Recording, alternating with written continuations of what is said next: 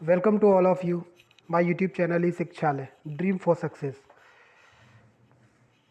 आज हम लोग आर्टिफिशियल इंटेलिजेंस एआई का क्विज़ नंबर 4 कंप्लीट करेंगे। आप कल से ही एआई की क्विज ओपन हो गई है और आप सब बच्चों इस क्विज को कंप्लीट करके सबमिट कर दीजिए। चलिए हम लोग ज़्यादा टाइम ना लेते हुए वन बाय वन आपके क्विज को कंप्लीट करते हैं। इस क्विज में टोटल 10 क्वेश्चंस हैं और सब क्वेश्चन के एमसीक्यू हैं, 4 आंसर्स दिए हैं। आप वन बाय वन पढ़ के इन आंसर्स को कंप्लीट करिए। ठीक, चलिए पहला क्वेश्चन आपसे कह रहा है in supervise learning option 1 input data is called training data and has a known label. Option 2 it can solve the classification and regression problems. Option 3 the training process continue until model achieves desired accuracy. And option 4 all of the statements are true. जब आपने supervise learning पढ़ी होगी तो आपने देखा होगा कि ये ट्रेनिंग डेटा भी होता है, बिल्कुल सही बात है। ये क्लासिफिकेशन और रिग्रेशन में भी यूज़ होता है, ये भी बात सही है। और ट्रेनिंग प्रोसेस कंटिन्यू, ये कब तक चलता रहता है? जब तक हम डिजायर्ड एक्यूरेसी को फाइंड आउट नहीं कर लेते हैं।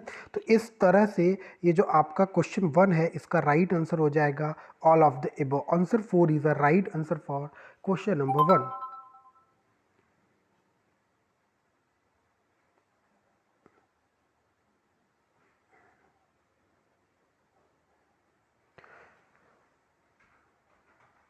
Question number 2.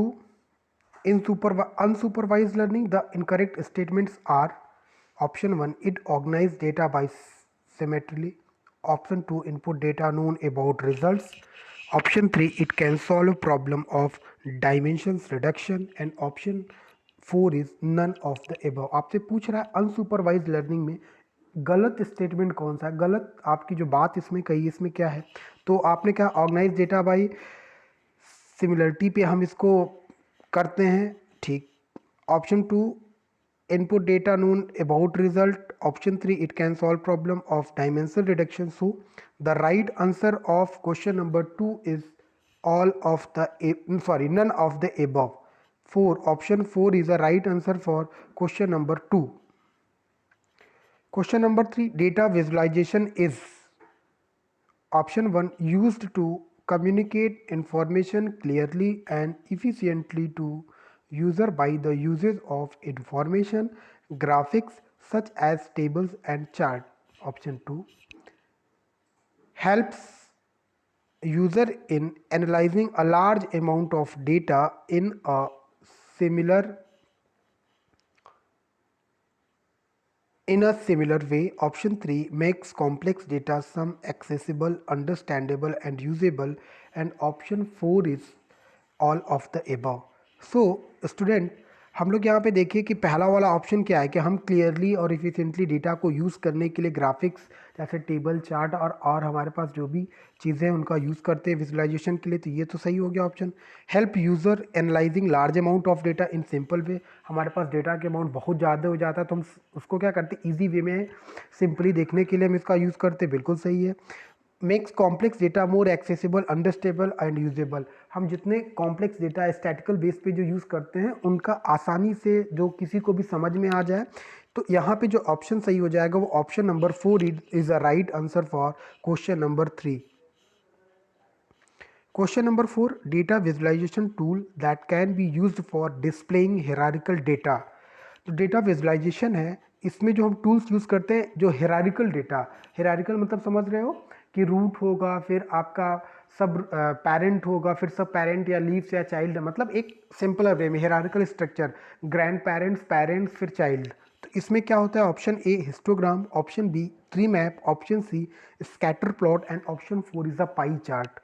So the right answer for question number 4 is tree map. Tree में हम देखते हैं ना स्ट्रक्चर बना हुआ होता है आपका रूट और फिर पेरेंट फिर चाइल्ड का। तो option 2 is the right answer for question number 4। Question number 5 which of the following is a regression problem. Option a weather forecasting, option 2 spam not spam email categorisation, option 3 sentiment analysis and option 4 is a fraud detection. So जब मैंने आपको पढ़ाया था कि regression problem, जब हम लोग बात कर रहे थे तो रिग्रेशन प्रॉब्लम में हम लोगों ने देखा था क्या कि जो स्पैम की बात थी वो था कि नहीं, सेंटिमेंट एनालिसिस था कि नहीं, और वेदर फॉरकास्टिंग था कि नहीं, ये वहाँ पे मैंने आपको बताया। तो ये सब क्या थे, ये आपका ये भी नहीं था, ये भी नहीं था और 3 नहीं था। सो आंसर 4 फ्रॉड डिटेक्शन में हम रिग्रेशन प्रॉब्लम, तो answer 4 is the right answer for question number 5, option 4। Question number 6, which of the following is a classification problem. आपसे कह रहा है जो नीचे ऑप्शंस दिए हैं इनमें से कौन ऐसा है जो क्लासिफिकेशन प्रॉब्लम के कैटेगरीज में आता है। Option 1 estimating the price of house, option 2 credit slash loan approval, option 3 recommender system and option 4 predict the number of item which a consumer will probably purchases। अब देखिए यहाँ पे थोड़ा सा कंफ्यूज होंगे बच्चे, कुछ बच्चे ऑप्शन 4 लगा रहे हैं जबकि ऑप्शन 4 गलत हो जाएगा, ध्यान से समझिएगा। Estimating the price of house ये तो बिल्कुल गलत है। ऑप्शन 3 रिकमेंडर से कोई रिकमेंडर सिस्टम का यहाँ यूज़ नहीं है। Predict the number of items, यहाँ पे जो प्रोबेबली हम कर रहे हैं ये प्रेडिक्शन की क्वालिटी होती है, ठीक है। तो यहाँ क्लासिफिकेशन आपका क्या होगा, क्रेडिट लोन अप्रूवल की बात करेगा। तो 6 के लिए option number 2 is the right answer for question number 6, credit slash loan approval is the right. Question number 7 decision tree, आपसे पूछ रहा है डिसीजन ट्री क्या है। Option 1 belong to a family of unsupervised learning algorithm. Option 2 consider all attributes to split each node starting from the root node. Option 3 create a model that can be used to predict the class or value of the target variable by learning simple decision rules inferred from training data. And option 4 is all of the above। तो जब आपने पढ़ के रखा था क्या कि decision tree क्या होती है, सबसे पहले ऑप्शन हम 1 बाई 1 देखते हैं। Belongs to a family of unsupervised, आपका ये ऑप्शन नहीं है। कंसीडर ऑल एट्रीब्यूट से split each node starting from root node, decision tree ये भी नहीं है। आपने डिसीजन ट्री सी में और बहुत सारी जगह पे यूज़ किया होगा। Create a model that can be use to predict the class और वैल्यू ऑफ टारगेट, आपसे क्या कह रहा है, class or value of target variable by learning simple decision rule, that is the right answer. Question number 7 के लिए third answer आपका right हो जाएगा, option number 3 is the right answer for question number 7। Question number 8 Bayesian classifier. Bayesian classifier में हम लोगों ने पढ़ के रखा है, कई सारे क्लासिफायर हैं। तो क्लासिफायर जो बाइसन क्या कह रहा है, option 1 connects the degree of belief in a hypothesis before and after accounting for evidence.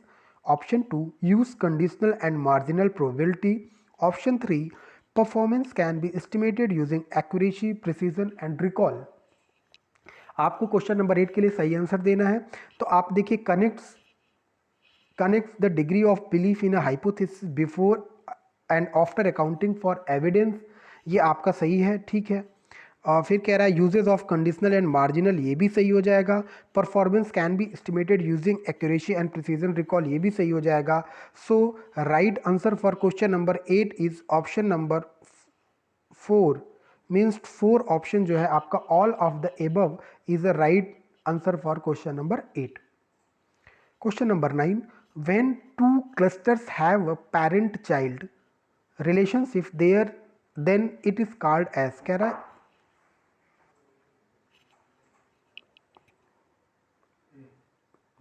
हाँ हो